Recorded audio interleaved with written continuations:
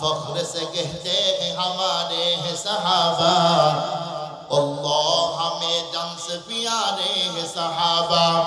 उस चांद जो रोशन हुआ बता उनको फर, उस चांद की ताबंद सितारे हैं सहाबा, उस चांद की ताबंद सितारे हैं सहाबा। अल्लाहु আকবার বলেন। মুসলমান ভাইরা আমার কথাগুলি দিলে বুঝার জন্য চেষ্টা করবেন। এতক্ষণ পর্যন্ত আমি আপনাদেরকে একটা মাত্র জিনিস বোঝানোর জন্য চেষ্টা করেছি, সেইটা হলো বন্ধুরা আমার, আমাদের যদি বন্ধুরা আমার দুনিয়াতে ক্ষমতার পাওয়ার যদি আমরা পেতে চাই, অবশ্যই আমাদেরকে ঈমান আনতে হবে সাহাবায়ে কেরামের ঈমানের মতো। যদি সাহাবায়ে কেরামের ঈমানের মতোই যদি আমাদের ঈমান না হয়, কোন অবস্থাতেই রব্বুল আলামিন এই জমিনে আমাদের ক্ষমতা দান করবে না। সাহাবায়ে কেরামের ঈমান কেমন ছিল, ছোট্ট করে একটা ঘটনা বলি তাহলেই বুঝবেন। আল্লাহর পয়গম্বর বন্ধুরা আমার বিশ্ব নবী যখন দুনিয়া থেকে বিদায় নিল, এরপরে পৃথিবীর প্রথম খলিফা আবু বকর সিদ্দিক রাদিয়াল্লাহু তাআলা আনহু, এরপরে দ্বিতীয় নম্বরের খলিফা বন্ধুরা আমার হযরত ওমর ফারুক রাদিয়াল্লাহু তাআলা আনহু। এই ফারুক আজমের বন্ধুরা আমার যখন শাসনামল চলতেছিল, এক পর্যায়ে বন্ধুরা আমার তখন রোমের সঙ্গে যুদ্ধ করার জন্য আল্লাহর পয়গম্বরের সাহাবী হযরত ওমর ফারুক রাদিয়াল্লাহু তাআলা আনহু সেই মুহূর্তে আব্দুল্লাহ ইবনে হুযায়ফা রাদিয়াল্লাহু তাআলা আনহুকে ডেকে বলল, আব্দুল্লাহ, এই মুহূর্তে আমি তোমাকে বিশেষ কিছু বন্ধুরা আমার সাহাবী আর সৈন্যদেরকে দিয়ে অল্প কিছু বন্ধুরা আমার কিছু বন্ধুরা আমার কিতাবের মধ্যে আসছেন, কোন কোন বর্ণনার মধ্যে আসছেন 50 জন, আবার কেউ লিখছেন না 70-80 জন হবে। এই অল্প কিছু সাহাবীদেরকে দিয়ে হযরতে ফারুক আজম বন্ধুরা আমার রোমের সঙ্গে যুদ্ধের জন্য পাঠিয়ে দেয়। আব্দুল্লাহ ইবনে হুযায়ফা রাদিয়াল্লাহু তাআলা আনহু যেই মুহূর্তে সাহাবীদেরকে সঙ্গে করে চলতেছিলেন, চলতে বন্ধুরা আমার রোমের অনেক অঞ্চলগুলি যখন দখল করে নিল, এক পর্যায়ে আব্দুল্লাহ ইবনে হুযায়ফা রাদিয়াল্লাহু তাআলা আস্তে আস্তে তাদের অনেক কেল্লা অঞ্চলগুলি দখল করে নেয়। রোমের রাজা সেই মুহূর্তে বন্ধুরা আমার তার সৈন্যবাহিনীদেরকে নিয়ে একটা মিটিং করলো, কি রে এত বড় স্পর্ধা মুসলমানের কেমন করে হয়, এই মুসলিম জাতিগুলি অন্য জায়গা থেকে এসে আমাদের উপরে আক্রমণ করে জায়গাগুলি দখল করে নেয়।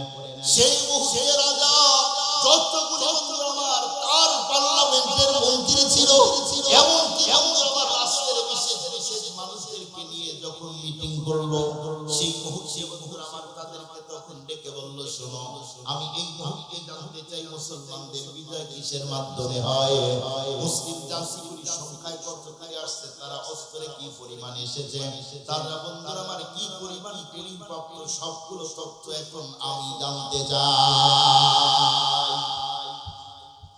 মুসলমান ভাইরা আমার এই মুহূর্তে রাজা বলল, এই মুহূর্তে আমার কাছে তথ্যগুলো এনে দাও।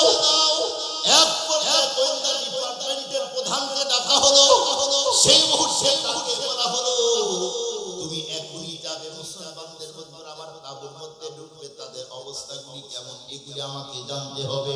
গোয়েন্দা ডিপার্টমেন্টের লোক বন্ধুরা আমার রাতের অন্ধকারে তামাম দুনিয়া একদম স্তব্ধ বিরাজমান, কোনো আওয়াজ নাই, শুনশান নীরবতা, নীরবতা।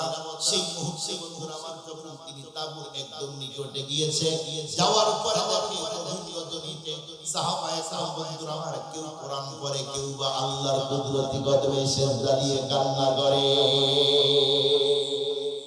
সাহাবাতের অন্ধকারে আল্লাহর কাছে দুহাত উঁচু করে রব্বুল আলামিনকে ডেকে বলছে, আল্লাহ, এই দুনিয়াতে শুধুমাত্র কেবলমাত্র তোমাকে ছাড়া অন্য কাউকে ভয় পাই না, তোমার দ্বীন প্রতিষ্ঠিত করার জন্য আমরা অল্প কিছু মুসলমান এসেছি।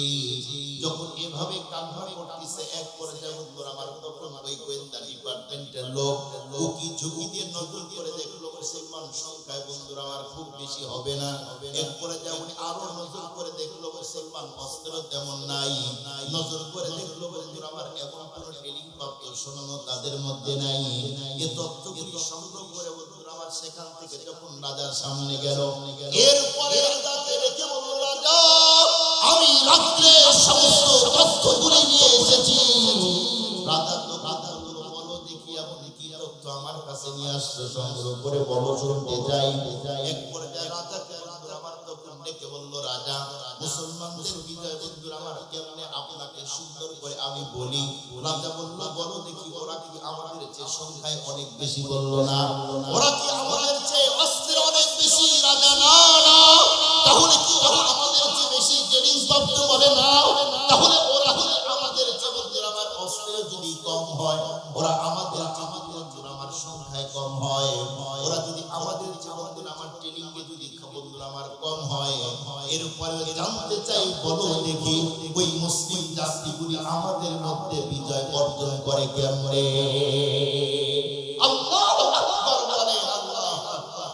বলো কেমনে বিজয় হয়? সংখ্যায় আমাদের চেয়ে বেশি নয়, অস্ত্রে আমাদের চেয়ে বেশি নয়, ট্রেনিংয়েও আমাদের চেয়ে বেশি নয়। তাহলে মুসলমানের বিজয় কিসের মাধ্যমে? গোয়েন্দা ডিপার্টমেন্টের লোক তখন বলল, রাজা বিজয় হয়েছে এক কারণ, সেইটা হলো ওরা ঈমানকে বড় মনে করে, মৃত্যুকে ওরা ভয় পায় না। আমাদের সৈন্যগুলি সম্পদের লোভে, স্ত্রীর লোভে, জানের লোভে ময়দান থেকে পালিয়ে যায়, আর ওরা নিজের জীবনের মায়া পর্যন্ত করে না। রাজা শুনে পুরাই অবাক। বলো কি তুমি? ওদের কি স্ত্রী নাই? বলে আছে। সন্তান নাই? বলে আছে। ওদের কি জীবনের মায়া নাই? কয় না, জীবনের মায়া নাই। মায়া কিসের? বলে কি মানে? আল্লাহু আকবার। রাজা যখন শুনলো যে ঈমান আমার কি জিনিস, এতদিন তো ঈমান কি জিনিস রাজা জানে। রাজা তখন জানতে চাই, আপনারা খুতবাতে জুলফিকার করবেন, কতগুলি আসছে।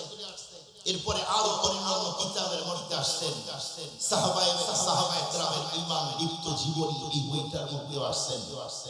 রাজা তখন বলল যে তাহলে আমি জানতে চাই, দেখতে চাই মুসলমান এদের ঈমানটা কেমন, এই ঈমানটা আমি পরীক্ষা করতে চাই।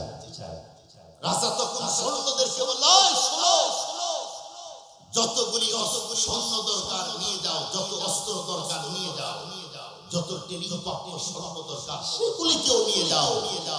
ওই জায়গায় যাবে মাত্র কিছু সংখ্যক মুসলমান। এর মধ্যে যদি পারো এই যুদ্ধের যিনি মেন যে দায়িত্বে আসছে, যিনি কমান্ডার, যিনি সবাইকে নিয়ন্ত্রণ করে, এই বিগ বস নেতাটাকে যদি পারো আমার কাছে নিয়ে আসো, আমি তার ঈমান চেক করতে চাই। মুসলমান ভাইয়েরা আমার কথাগুলি ঠান্ডা মাথা বুঝবেন।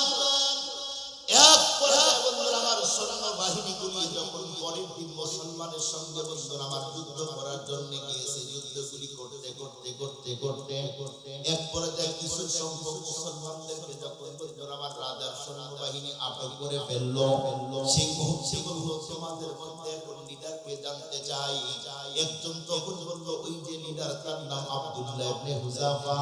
এই কথা বলতে গিয়ে আব্দুল্লাহকে বন্ধুরা আমার এমন ভাবে ধরলো। এরপরে আব্দুল্লাহকে তখন থেকে বলল, আব্দুল্লাহ এই মুহূর্তে আমি তোমাকে বলি, তোমার সৈন্যদেরকে ফাইট করতে নিষেধ করে দাও। আমরা এমন একটা প্রস্তুতি নিয়ে আসছি, এখন যদি তোমাদের সঙ্গে ফাইটে যাই, যুদ্ধে যাই, কোনো অবস্থাতেই কিন্তু তোমরা টিকতেই পারবে না। আব্দুল্লাহ ইবনে হুযায়ফাকে দেখে বলল, আব্দুল্লাহ আমরা কিন্তু এসেছি তোমাকে ধরার জন্য। এই কথা বলে আব্দুল্লাহ ইবনে হুযায়ফা এমনকি অনেকগুলি সৈন্যদেরকে ধরে নিয়ে গেল। কোন বর্ণনায় 17 জন সৈন্যকে নিয়ে গেল, আবার কোন বর্ণনায় আসছেন 10 জনকে ধরে নিয়ে গেল। যাওয়ার পরে আমার রাজার সামনে যখন হাজির করে দেওয়া হলো, এক পর্যায়ে রাজা তখন বলল, দেখতে তো বড় আকর্ষণীয়, ম্যাক্সিমাম সমস্ত বন্ধুরা আমার সৈন্য যুবক দেখা যায়। এক পর্যায়ে যুবকদেরকে দেখে তখন বলল, যুবকরে তোমরা তো এসেছো হিজাজ থেকে যুদ্ধ করার জন্য, তোমরা কি জানো কাদের সঙ্গে যুদ্ধ করতে আসছো? আমরা হলাম বর্তমান পৃথিবীর সবচেয়ে সুপার পাওয়ার লিডার। তোমরা যেহেতু যুদ্ধ করতে আসছো, আমি জানতে চাই, বলো দেখি তোমাদের মধ্যে লিডার কে? একজন আমার সাহাবী তাহাবীকে বলল, রাজা এই যে আমাদের মধ্যে লিডার হলো, ইনার নাম হলো আব্দুল্লাহ ইবনে হুযায়ফা। হুযাফা রাদিয়াল্লাহু তাআলা এক পর্যায়ে আব্দুল্লাহ ইবনে হুযাফাকে তখন রাজা ডেকে বলল, আব্দুল্লাহ এই মুহূর্তে তুমি আমার কাছে আসো, সামনে এগিয়ে আসো। এই কথা বলতে আব্দুল্লাহ ইবনে হুযাফা রাদিয়াল্লাহু তাআলা আমার যখন সামনে এগিয়ে গেল, এরপরে আল্লাহর সাহাবী পয়গম্বরের সাহাবী যখন সামনে এগিয়ে যায়, রাজা সেই মুহূর্তে আমার নিজের চেয়ারটা ডান পাশে একজনকে উঠায় দিল। এরপরে আব্দুল্লাহকে দেখে বলল, আব্দুল্লাহ এই মুহূর্তে তুমি এই চেয়ারের মধ্যে বসে যাও। যেই মুহূর্তে আব্দুল্লাহ রাজার ডান পাশে চেয়ারের মধ্যে বসে গেল, সমস্ত বন্ধুরা আমার উপস্থিত নেতাগুলি তখন বন্ধুরা আমার মনটা খারাপ করলো। রাজা এই মুহূর্তে আপনি কি করলেন? আমরা যে লোকটাকে মারার জন্য বন্ধুরা আমার কতগুলি অস্ত্র পাঠাইলাম, সৈন্য পাঠাইলাম, প্রাপ্ত সৈন্যদেরকে দিয়ে দিলাম। আজকে সেই বন্ধুরা আমার কমান্ডার এসেছে, তাকে তো আক্রমণ করবেন, হত্যা করার অর্ডার দিবেন। এক পর্যায়ে রাজা বলল, তোমরা নিশ্চুপ হয়ে যাও, কোনো আওয়াজ দিও না, এখন ঠান্ডা হও। এই কথা বলতে আব্দুল্লাহ ইবনে হুযাফাকে বন্ধুরা আমার যখন চেয়ারের মধ্যে বসালো, এরপরে আব্দুল্লাহকে তখন ডেকে বলল, আব্দুল্লাহ তোমার বয়স কত হবে? আব্দুল্লাহ ইবনে হুযাফা তখন বলল 16 অথবা 17 বছর হবে। আব্দুল্লাহ ইবনে হুযাফাকে ডেকে বলল, আব্দুল্লাহ তুমি কি বিয়ে করেছো? সেই মুহূর্তে রাজা আমি এখন পর্যন্ত বিয়ে করি নাই। এরপর রাজা তখন ডেকে বলল, আব্দুল্লাহ তোমার কি জীবনের বন্ধুরা আমার ক্ষুধা আছে, তোমার তৃষ্ণা আছে, তুমি কি এটা এখন নিবারণ করতে চাও না? অনেকগুলি কথা বলতে বলতে আব্দুল্লাহকে ডেকে বলল, আব্দুল্লাহ এই মুহূর্তে তুমি আমার কাছে এসেছো, তোমাকে দেখে আমার ভালো লেগেছে। তোমার তো সুন্দর বডি ফিটনেসটা বড় আকর্ষণীয়, আমাকে মুগ্ধ করেছে। আব্দুল্লাহ আমি তোমাকে একটা মাত্র প্রস্তাব দিব, তুমি যদি গ্রহণ করে নাও এই মুহূর্তে তোমাকে মুক্তি দিব, এমনকি তোমার মর্যাদাও বেড়ে যাবে। মুসলমান ভাইরা আমার আব্দুল্লাহ ইবনে হুযাফা তখন বলল, বলুন দেখি এমন কি প্রস্তাব? এরপর আব্দুল্লাহ ইবনে হুযাফাকে তখন ডেকে বলল, আব্দুল্লাহ তুমি যদি এই মুহূর্তে আমার প্রস্তাবটা গ্রহণ করো, তোমাকে মুক্তি দিয়ে দিব। বলেন কি প্রস্তাব? রাজা সেই মুহূর্তে বন্ধুরা আমার তখন ডেকে বলল, শোনো তাহলে বর্তমানে তুমি তো জানো রোমের অনেকগুলি অঞ্চল আছে, অনেকগুলি সম্পদ আছে। এই মুহূর্তে তুমি যদি বন্ধুরা আমার তোমার ধর্ম, তোমার ইসলামকে ছেড়ে, তোমার ঈমানটা ছেড়ে নতুন ধর্ম গ্রহণ করো, তুমি যদি আমার ধর্ম খ্রিস্টান ধর্ম গ্রহণ করে নাও, আমি তোমাকে এই মুহূর্তে পুরা রোমের অর্ধেক সম্পদের মালিক এখনই তোমারে বানায় দেব। দ্বিতীয় নাম্বার, তুমি যদি আমার প্রস্তাবে রাজি হও, তোমাকে আরো একটা জিনিস দিব, সেইটা হলো বর্তমানে রোমের মধ্যে আমার কন্যার চেয়ে আর কোনো উন্নত সুন্দর আর আমার কোনো নিয়ে বর্তমানে রোমের মধ্যে নাই। তুমি যদি এখনই রাজি হও, আমার নিজের কন্যাটাকে তোমার সঙ্গে বিয়ে দিব। আমি যদি মরে যাই, আগামীতে পুরা রাজ্যের মালিক তুমি হয়ে যাইবা। এখন অর্ধেক আর মরে গেলে পরিশুদ্ধে বাকি অংশ তুমি পেয়ে যাবে, আগামীতে তুমি হবে এই রাজ্যের রাজা। বলুন তো প্রস্তাবটা ছোট না বড়? কথা বলেন না কেন? সেই সময় রোম কিন্তু ছোট ছিল, পুরা এশিয়া মহাদেশ এক জায়গায় করলে রোমের অংশের মতো হবে না। এত বড় বিশাল অংশ, এত সম্পদ, এত জায়গা, সেই সময় সুপার পাওয়ার ছিল রোম আর বংশ। যখন তাকে প্রস্তাব দেওয়া হলো, আব্দুল্লাহ ইবনে হুযাফা তখন চেয়ার থেকে লাফ দিয়ে দাঁড়ায় গেলেন। বয়স কত? 16-17। খুতুবাতে জুলফিকার মাওলানা জুলফিকার আহমদ নকশবন্দি লেখেন 16 অথবা 17 বছর বয়স হবে। আব্দুল্লাহ ইবনে হুযাফা দাঁড়িয়ে তখন বলল, রাজা তুই কি বললি? মাত্র সামান্য রোমের অর্ধেক সম্পদের কারণে, এমনকি আমার সুন্দরী কন্যার কারণে আমার দামি ঈমানটা বিক্রয় করে দিব? পাগল হয়ে নাকি তুই? রাজা ভালো করে রোমের উপর ভালো করে শুনে রে, আমি তো এমন একজন ঈমানদার আব্দুল্লাহ ইবনে হুযাফা, তোর সম্পদের কারণে আমি কোন অবস্থাতে আমার ঈমানটা তোর কাছে বিক্রয় করব না। কুল্লু মান আলাইহা ফান। এখন মরে গেলে সব তো শেষ হয়ে যাবে। এই সম্পদের তুমি আমার লোভ দেখাও। এখন যদি মরে যাই সর্বনিম্ন 10 দুনিয়া সমান জান্নাত আল্লাহ দিয়ে দিবে। সেই উন্নত জান্নাত রেখে তোমারটা নিব আমি। তুমি তোমার কন্যার প্রস্তাব দাও। আরে তোমার কন্যা তো কত সুন্দর। তোমার কন্যা যদি ঠান্ডা লাগে নাক দিয়ে স্কিন বের হবে, ওর চেহারার দিকে তাওয়াই যাবে না। মাসে 3 মাস অসুস্থ হলে তার শরীরের কাছেই যাওয়া যায় না। শুধু তাই নয়, ওর জ্বর আসলে হাত যদি ব্লক হয়ে যায় ও তো মরে যাবে। কিন্তু আমি যদি ঈমানটা নিয়ে বড় করে যাইতে পারি, আল্লাহ পাক এমন জান্নাতি হুর করে দিবে, যেই জান্নাতি হুর করে তার আঙ্গুলটা শুধু দিয়ে দুনিয়াতে বের করে দেয়, পুরা দুনিয়া আলো দিয়ে ভরে যাবে। ওইটা রেখে আমি তোর কন্যা পদ্মাটাকে নিতে চাই না। আব্দুল্লাহ ইবনে হুযাফা যখন বললেন যে তোমার কথা আমি শুনবো না, ঈমান আমার কাছে অনেক দামি। মনে রাখবেন, এই পৃথিবীতে আপনার যদি সম্পদ চলে যায় সামান্য লস হলো, আপনার স্ত্রী যদি মরে যায় সামান্য লস হলো, সন্তান যদি সবগুলা মরে যায় সামান্য লস হলো, সম্পদ যদি হারিয়ে যায় নষ্ট হয় সামান্য লস হলো। কিন্তু আপনার যদি ঈমান চলে যায় তাহলে টোটালটাই লস হয়ে যাবে। অথচ দুঃখ নিয়ে বলতে হয় আমাদের দেশে হাজার মুসলিম আছে, কখন ঈমান যায় আর কখন আসে টেরই পায় না। কথা বলেন না ছোট ভাই? আছে না নাই? আছে না নাই? হাজারো আছে, কোন কথায় ঈমান যায় আর কোন কথায় ঈমান আসে টের জানে না। ঈমানের দাম, ঈমানের কদর আমরা বুঝি না। ঈমানের কদর বুঝেছিলেন হযরত খাব্বাব রাদিয়াল্লাহু তাআলা আনহু। তাকে মারা হয়েছে, শুলিতে উঠায়া ঈমান ছাড়েন। হযরত বেলাল রাদিয়াল্লাহু তাআলা আনহুকে আগুনের উপরে সময় দিয়ে পাথর দিয়ে চাপ দিয়েছে, এরপরেও বেলাল রাদিয়াল্লাহু তাআলা ঈমান ছাড়েন নাই।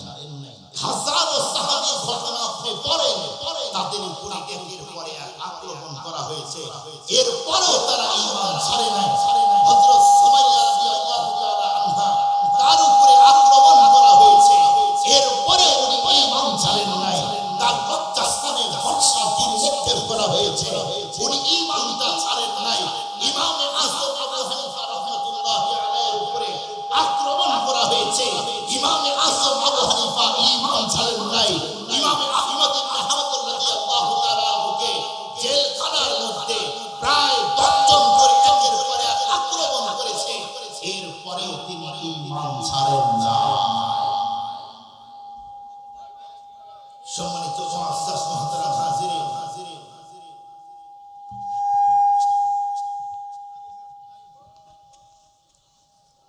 খুব ভালো করে বুঝবেন, আব্দুল্লাহ ইবনে হুযায়ফা রাদিয়াল্লাহু তাআলা ঈমানের লেসা। সম্মানিত সুদী ভাই, আপনি কি অপারেটরওয়ালা? আরে ভাই, আপনি হাত দিয়ে না, ওর ব্যবসা একটু লস দেয়।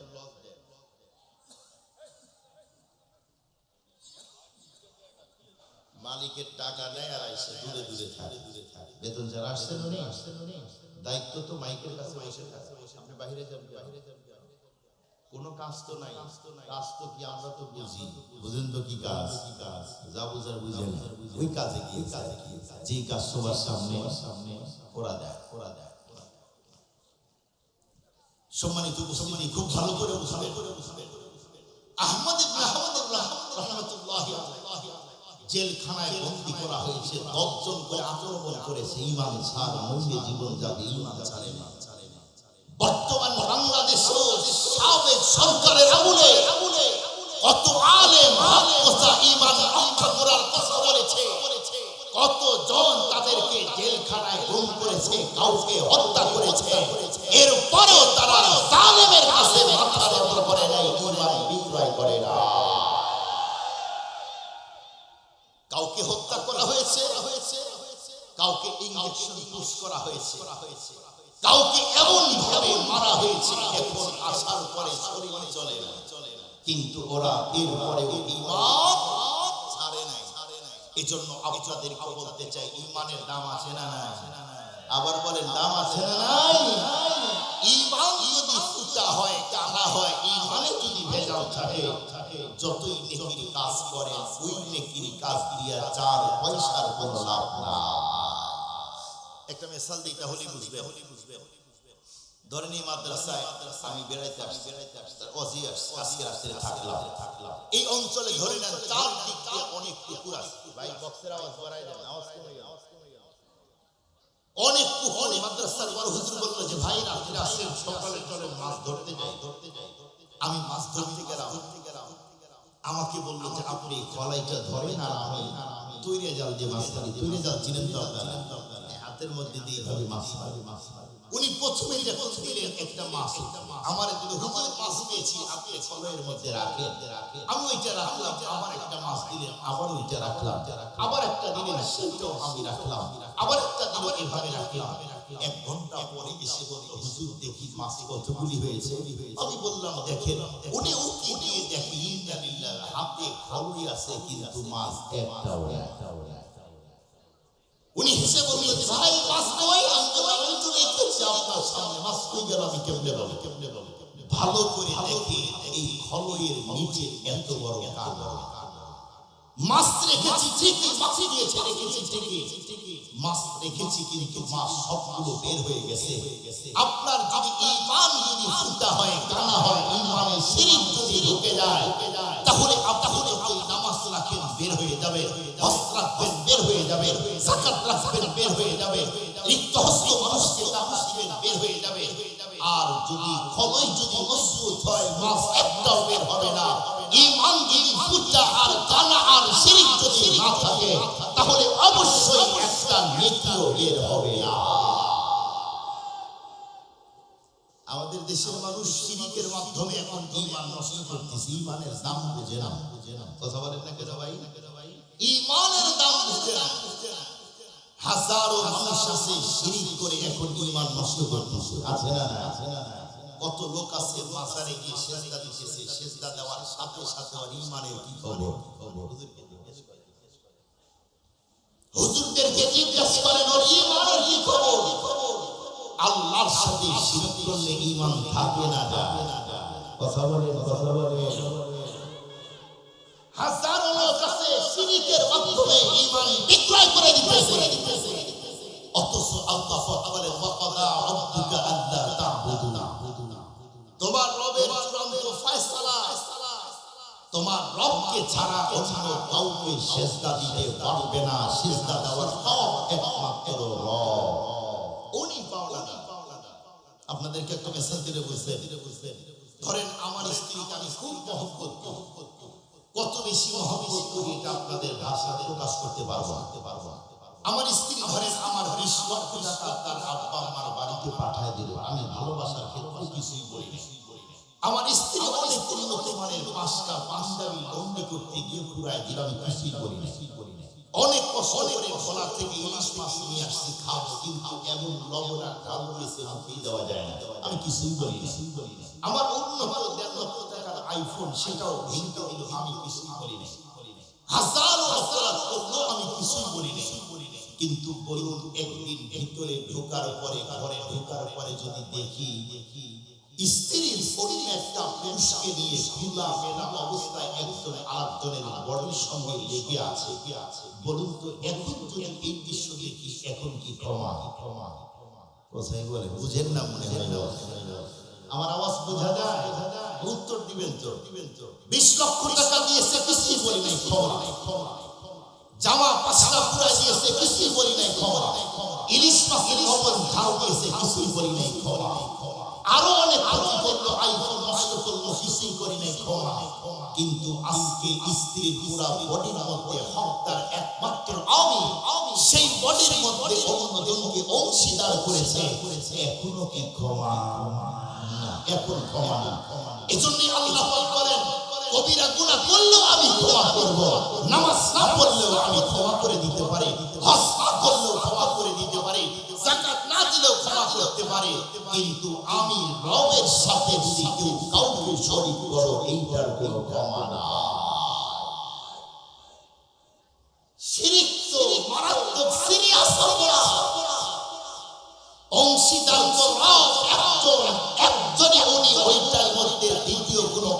চলে না। স্ত্রীর বডির মধ্যে হত্যার আমি একজন, আপনারাও একজন, অন্য কাউকে বাড়িতে অংশীদার করলে আমি যদি সহ্য করতে না পারি, মেরে যদি বাড়ি থেকে তাড়িয়ে দেই, আপনি রবের সব খাবেন, রবের গোলামি করবেন না, রবের সাথে অন্য কাউকে শরীক করবেন, এর কোনো ক্ষমা হয় না, এর কোনো ক্ষমা হয় না। হাজার লোকের ঈমান যাইতেছে শিরক দিয়া। আমি শিরকের ওয়াজ আজকে করব না, শুধু এতটুকু কথা দিলাম। হাজার লোকের শিরকের মাধ্যমে ঈমান যাইতেছে, ঈমানের কদর আমরা বুঝি না। আরে ভাই, নজর করে দেখেন, শুধু গাজার দিকে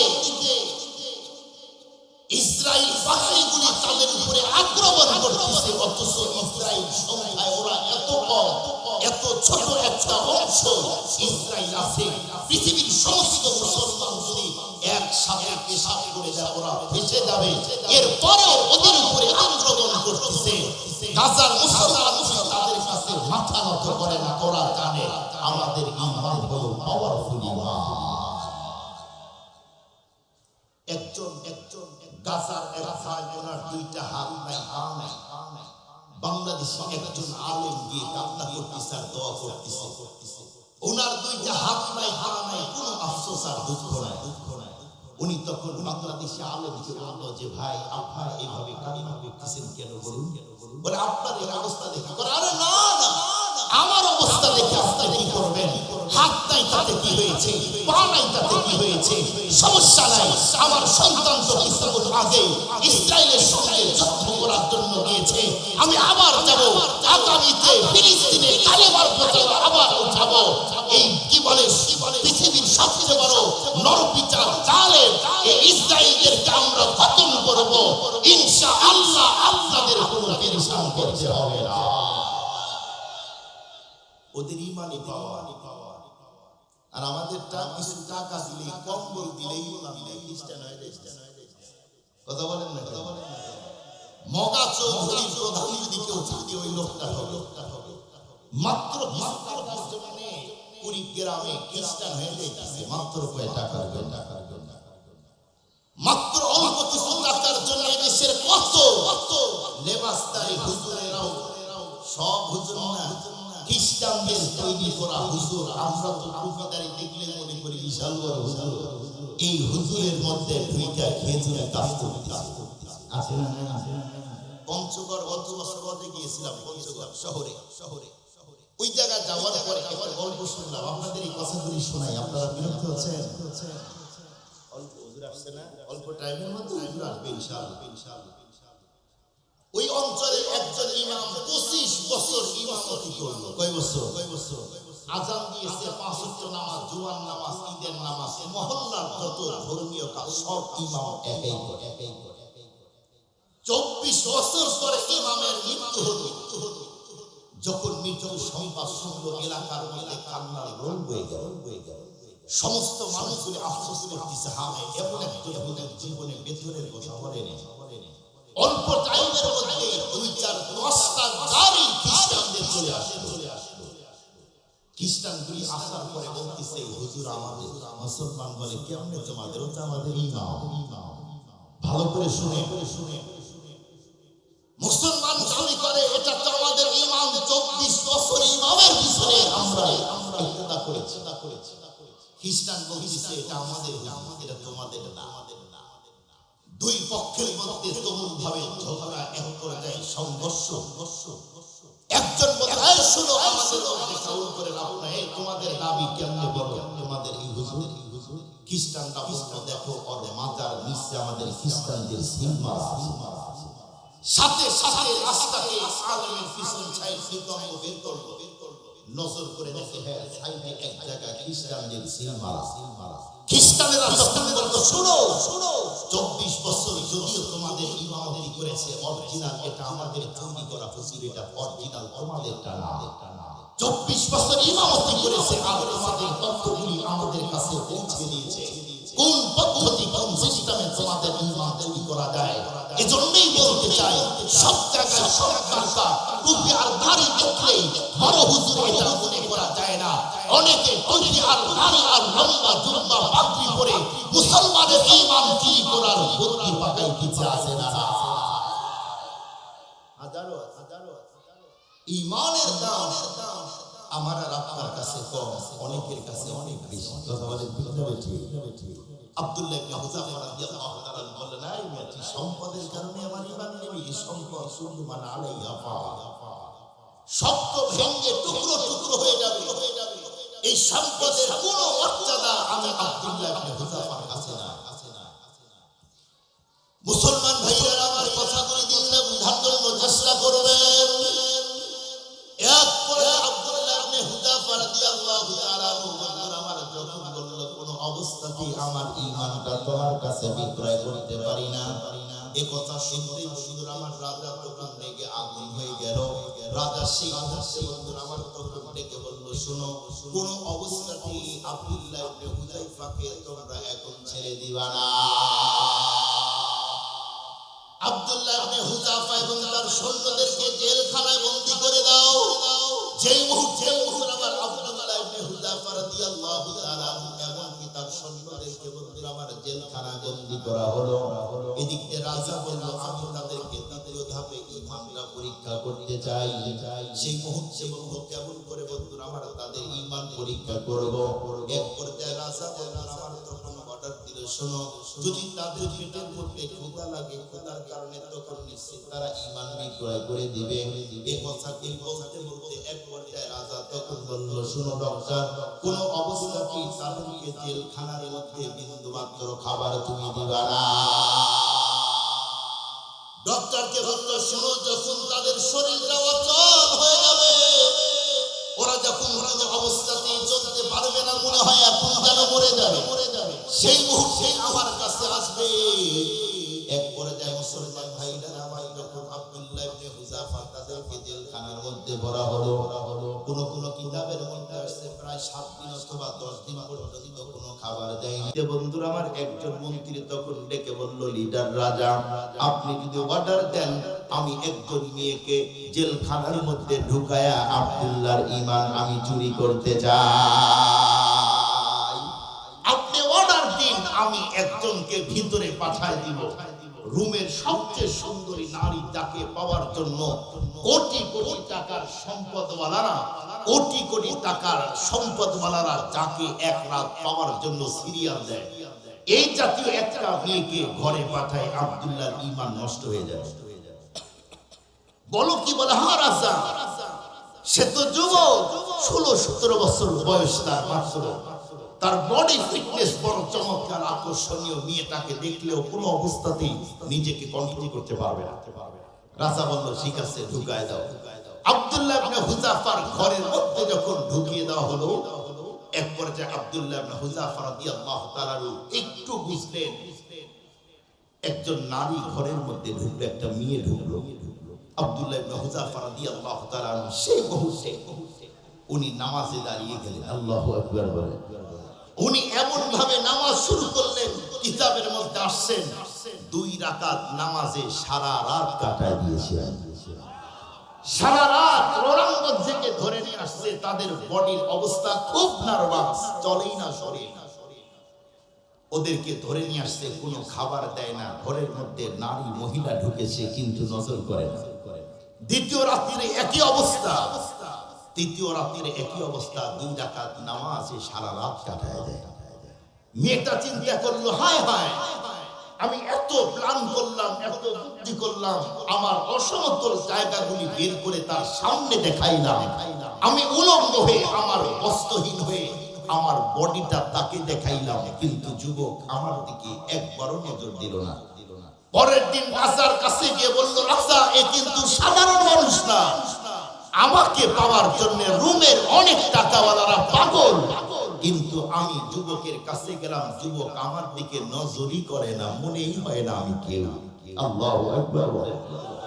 এই যুবক ভালো করে শোনো, ভালো করে শোনো, তারাও তো ছিল যুবক, সুন্দরী নারী পেয়েছে, রুমের সবচেয়ে সুন্দরী যাকে পাওয়ার জন্য কোটি কোটি টাকা নিয়ে মানুষ ঘুরে, যেমন আমাদের দেশের সুন্দরী নারীদেরকে পাওয়ার জন্য টাকাওয়ালারা ঘুরে, সেই সময়ের অনেক টাকাওয়ালারাও ঘুরেছে কিন্তু পায় নাই।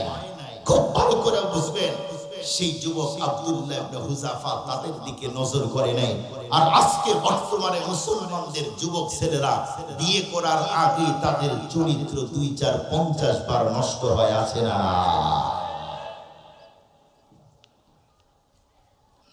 বিয়ে করার আগে বারবার তাদের চরিত্র নষ্ট করে ফেলতেছে।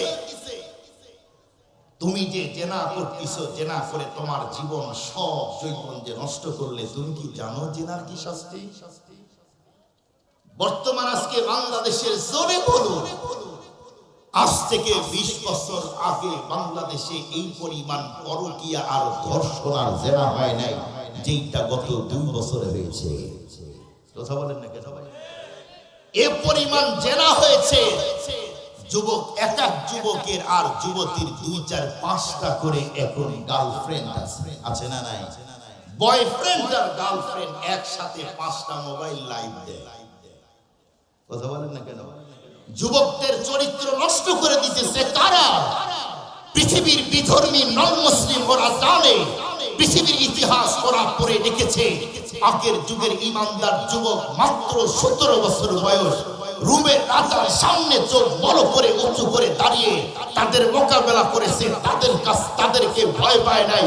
বর্তমানের যুবকগুলি যদি তাদের মতো ঈমানি পাওয়ার নিয়ে দাঁড়িয়ে যায়, আমরাও তাদের সাথে পারবো না। মুসলমানের টাকা না থাকতে পারে, সম্পদ না থাকতে পারে, কিন্তু মুসলমানের আছে হলো ঈমান। ওই পাওয়ারের কাছে বর্তমানে বেঈমানরা অসহায়। এই জন্য নাস্তিক আর মুরতাদেরা প্ল্যান করতেছে কিভাবে যুবকদের চরিত্র নষ্ট করা যায়। রিলস আর টিকটকের মাধ্যমে, অবৈধ নোংরা জিনিসের মাধ্যমে যুবকদের চরিত্র নষ্ট করে দিতেছে। মুসলিম নারীদেরকে, মেয়েদেরকে ঘর থেকে বের করে পুরুষ আর নারী, যুবক যুবতী একসাথে অবাধে মেলামেশা করার কারণে মুসলমানের সমাজের করুণ অবস্থা। কোন যুবক বর্তমানে বুকে হাত দিয়ে বলতে পারবে না আমার একটা গার্লফ্রেন্ড নাই। 1-2 জন বলতে পারে। শতকরা 80%, 90% যুবক আর যুবতী এখন অবৈধ সম্পর্ক করে, আছে না নাই? কতজন আছে এগুলি ভিডিও করে ব্ল্যাকমেল করে ফেসবুকে ছড়া দিয়ে অনেকের জীবন নষ্ট করে দিচ্ছে, আছে না নাই? এটা তো মুসলমানের চরিত্র না। এই যুবক ভাই ভালো করে শোনো, ভালো করে শোনো। নবী আলাইহিস সালাতু ওয়াস সালাম বলেন, একদিন স্বপ্নে দেখলাম। বলুন নবীর স্বপ্ন সত্য না মিথ্যা? আবার বলেন সত্য না মিথ্যা? নবী আলাইহিস সালাতু ওয়াস সালাম বলেন, আমি একদিন স্বপ্নে দেখলাম 2 জন ফেরেশতা আমাকে ধরবেন।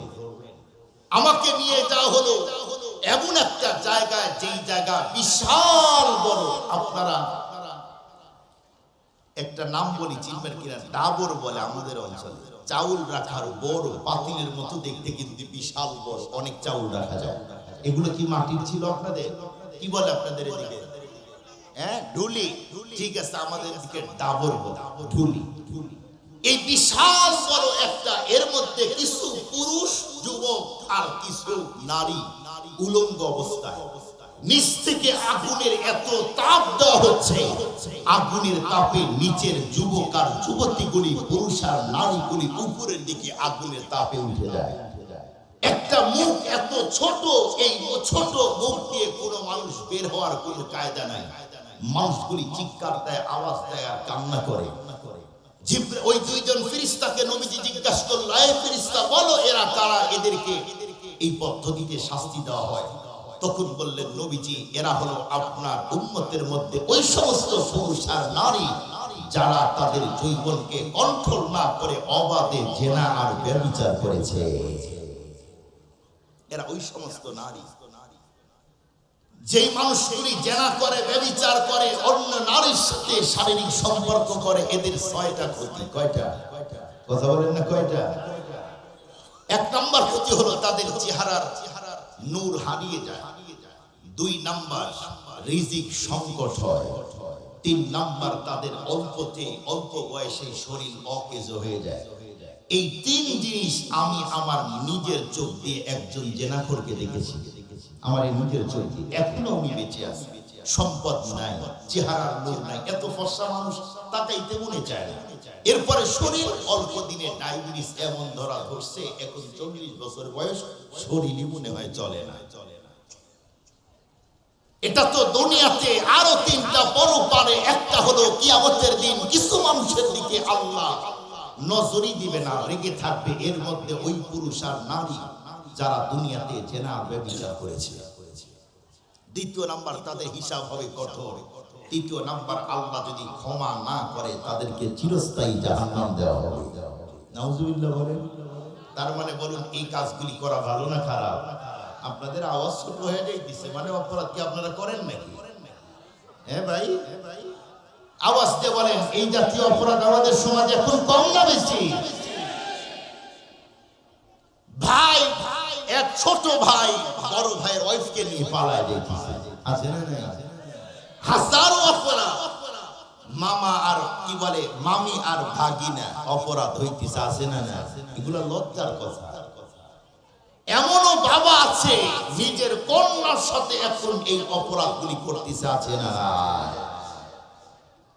মারাত্মক অপরাধ। মুসলমান ভাইরা আমার কথাগুলি দিল দিয়ে বুঝার জন্য চেষ্টা করবেন। যেই মানুষগুলি জেনা আর ব্যভিচার করবে তাদের কি পরিমাণ শাস্তি দেওয়া হবে, আমি আর একটা বন্ধুর আমার অথবা 2টা হাদিস নবীজির প্রাসঙ্গিক বলতে চাই। কিয়ামতের ময়দানে মানুষগুলি যখন পেরেশান হয়ে যাবে, নবী রাসূলগণ বন্ধুর আমার পেরেশান হয়ে যাবে, এক পর্যায়ে এমন কিছু বন্ধুর আমার দুর্গন্ধ প্রতিটা বন্ধুর আমার মানুষের নাকের মধ্যে ঢুকে যাবে।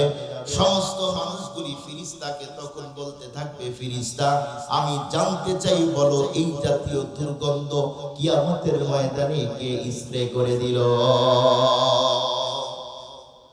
সেই সময় ফেরেশতাগুলি দেখে বলবে, তোমরা বলো দেখি কিসের দুর্গন্ধ? সমস্ত মানুষগুলি নবী রাসূলগুলি বলবে, আমরা তো জানি না। হযরত আলী রাদিয়াল্লাহু তাআলা আনহু বন্ধুরা আমার উনি নিজেই বর্ণনা করেন। এক পর্যায়ে একজন ফেরেশতা বন্ধুরা আমার তখন ঘোষণা দিয়ে বলবে, শোনো, কিয়ামতের দিন ওই দিন বন্ধুরা আমার এমন দুর্গন্ধ স্প্রে করা হবে, ওইটা হলো যুবক আর যুবতী যারা অবৈধ মেলামেশা করেছে তাদের ওই দুর্গন্ধ জিনিসটা কিয়ামতের দিন ছড়ায় দেওয়া হবে।